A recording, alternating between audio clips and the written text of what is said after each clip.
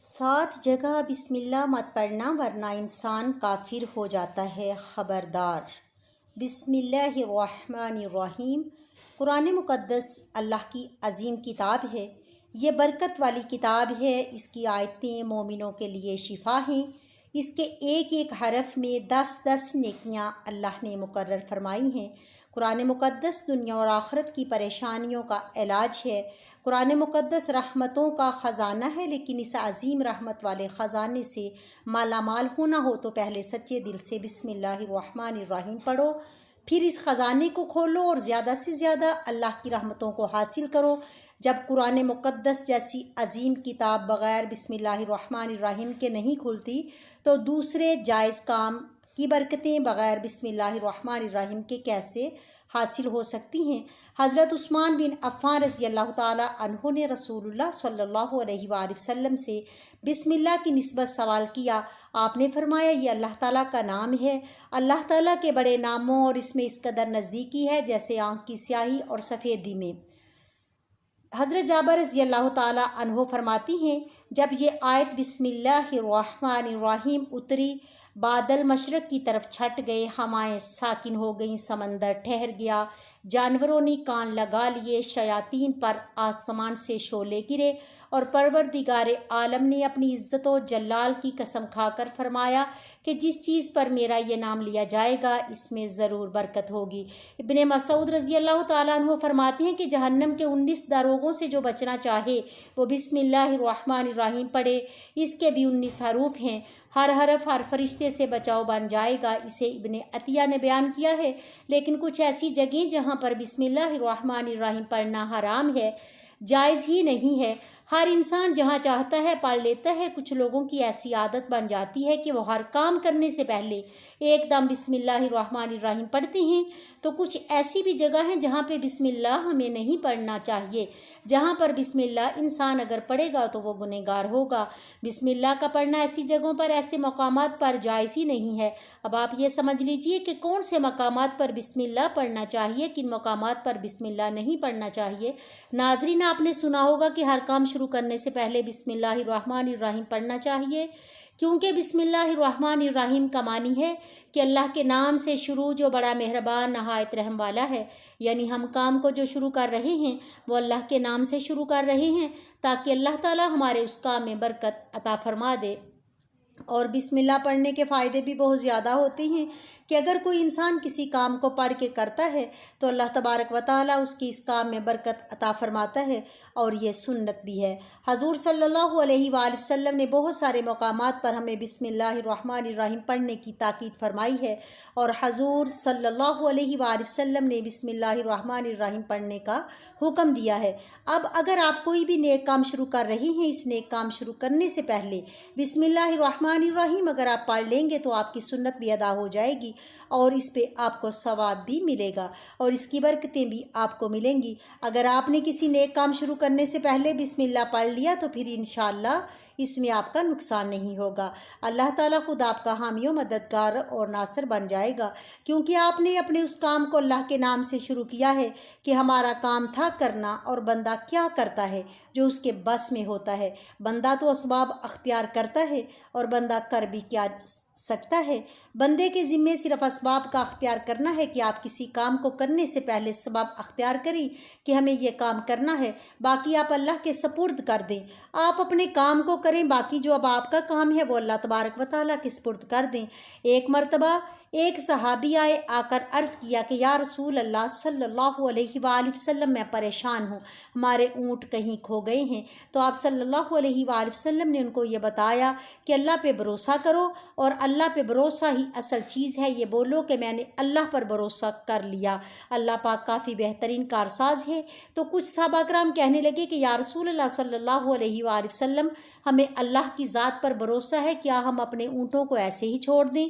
اگر ہماری قسمت میں ہوں گے تو ہمارے اونٹ واپس آ جائیں گے، اور مقدر میں نہیں ہوں گے تو چلے جائیں گے۔ ہمیں اللہ کی ذات پر بھروسہ ہے۔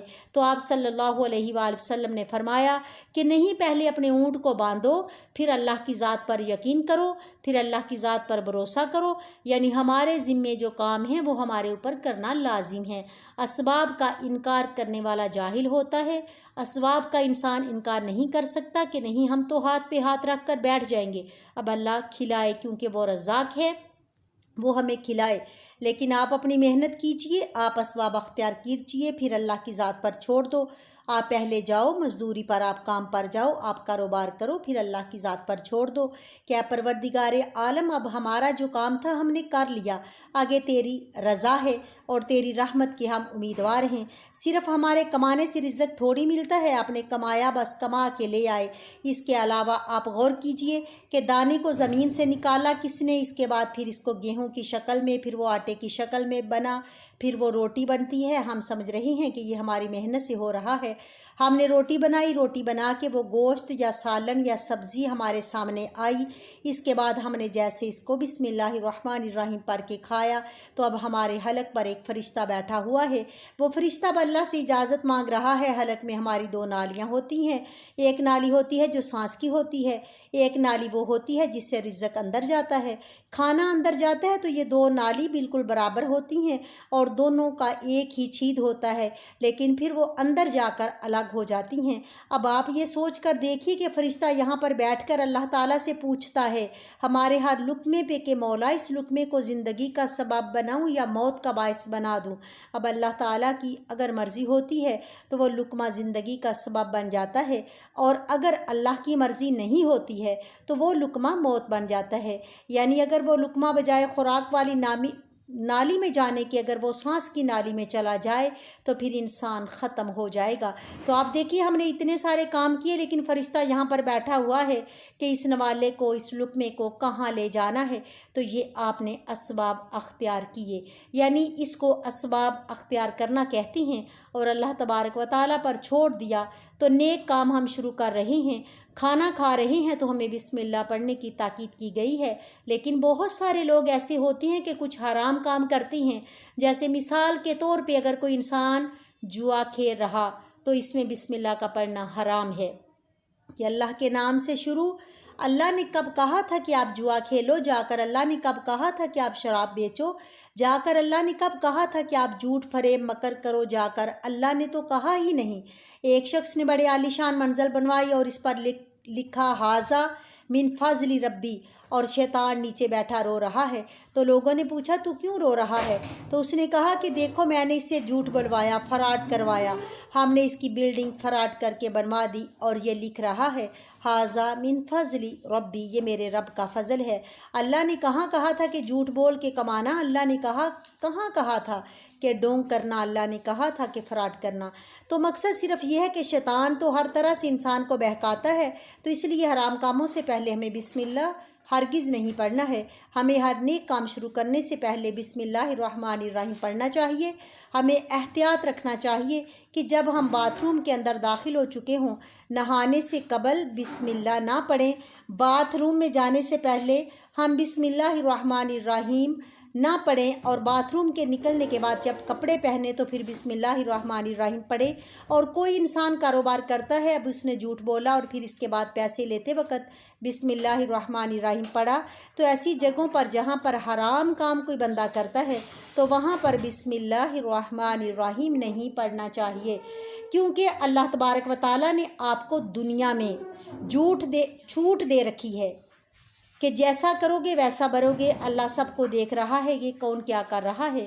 تو جو کچھ ہم کر رہے ہیں صحیح یا غلط، اس کے بعد پھر لوگ کہتے ہیں کہ یہ تو اللہ کی مرضی ہے، لیکن یاد رکھنا یہ اللہ کی مرضی نہیں، اللہ کی اجازت ہے۔ اللہ نے آپ کو اجازت دی ہوئی ہے، بس اللہ نے چھوٹ دی ہوئی ہے کہ کر لو دنیا میں جیسا کرنا ہے۔ اللہ ظالم کو ڈیل دیتا ہے لیکن جب پکڑتا ہے تو چھوڑتا نہیں۔ اللہ کی پکڑ بڑی سخت ہے، تو دنیا میں اللہ دیکھ رہا ہے، یہ مرضی نہیں ہے اللہ کی کہ آپ گناہ کرو، لیکن اللہ نے بس اجازت دی ہوئی ہے کہ آپ کر لو، دیکھیں کتنا کرو گے۔ ایک دن آؤ گے میرے پاس، جب آؤ گے تب ہم فیصلہ کریں گے۔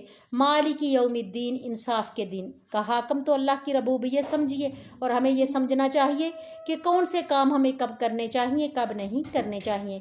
جو سنت رسول اللہ صلی اللہ علیہ وآلہ وسلم پر ہم عمل کریں گے تو اللہ تعالیٰ ہمیں کامیاب کر دے گا۔